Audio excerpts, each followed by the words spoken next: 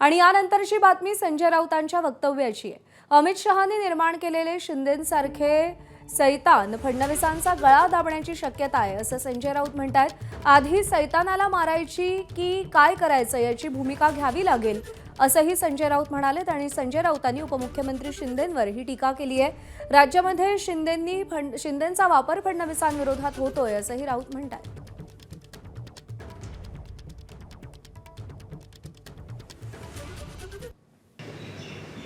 मुख्यमंत्र्यांच्या चेहऱ्यावरती जरी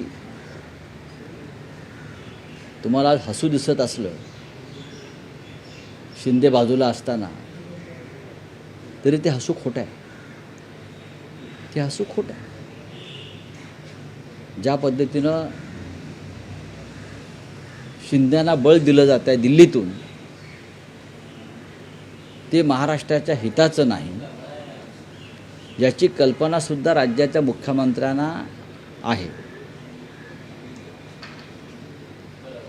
सध्या राजकारण हे भाजपा अंतर्गतच सुरू आहे आणि भाजपा अंतर्गत राजकारणामध्ये वापर होतो आहे शिंदे गटाचा देवेंद्र फडणवीस यांच्या विरुद्ध त्यांची ताकद कमी करण्यासाठी। नाही, आम्ही कोणाच्या बाजूने असण्याचा प्रश्नच येत नाही ना। भूत की राक्षस, आम्ही कोणाच्या बाजूने का राहू? आम्ही आमच्या भूमिका घेऊन लढत राहू। पण जर शिंद्यांसारखे जे सैतान आहेत निर्माण झालेले किंवा अमित शहाने निर्माण केलेले जे सैतान हे देवेंद्र फडणवीस यांच्याही मानेवरती बसून उद्या त्यांचा गळा दाबण्याची शक्यता मला वाटते आहे।